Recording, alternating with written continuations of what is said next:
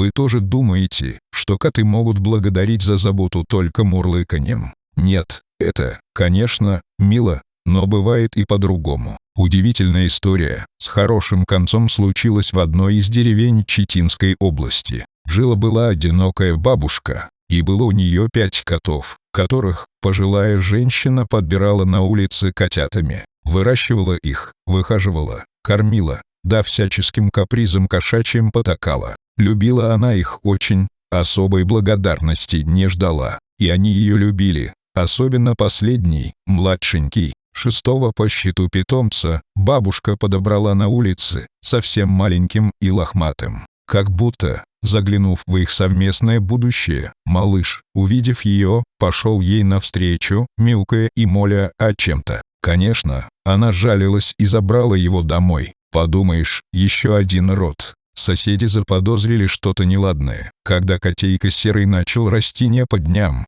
а по часам, да еще и есть с аппетитом зверским. Начали подозревать, что это все-таки не дворняжка, а кот породы Мейн-кун. Но откуда господин такого знатного происхождения взялся бы на улице, да еще и исхудавший, изголодавшийся? Было заведено у соседей деревни не закрывать двери от гостей. Вот и утратила хозяйка бдительность, не заметив, как на ее имущество и жизнь позарились негодяи отпетые. А серый котенок не дремлет. Да и не котенок, он уже вовсе дикий зверь, а у диких зверей принято территорию свою охранять, да родню. Стоило сунуться в дом к беспомощной женщине, негодяям гнусным. Так и получили они по заслугам. Напал на них котик, и задрал так, что на помощь стали звать, а он и подмогу набежавшую проучил. В итоге, героический кот помог полиции задержать грабителей, да одними зубами и лапками, а лапки-то не простые, когтистые.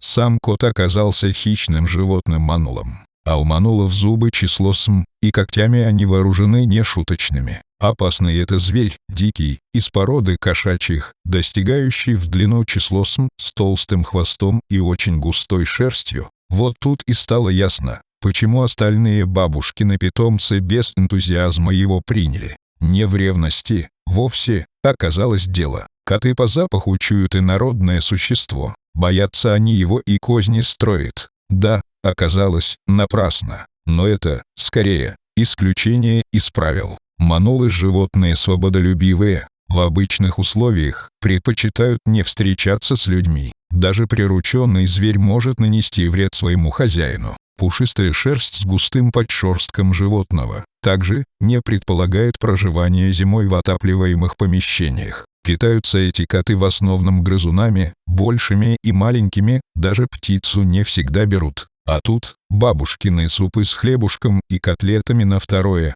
Просто невероятно. Хочется надеяться, что повезло бабушке с экзотическим котом, и он и дальше будет для нее оставаться мягким и пушистым мурлыкой. Хотя, все в этом мире возможно, ведь даже гиены оказались приручаемы и теперь являются любимицами африканских жителей. А как вы думаете, сможет ли дикий кот оставаться преданным бабуле или однажды покажет свой нрав? Напишите в комментариях.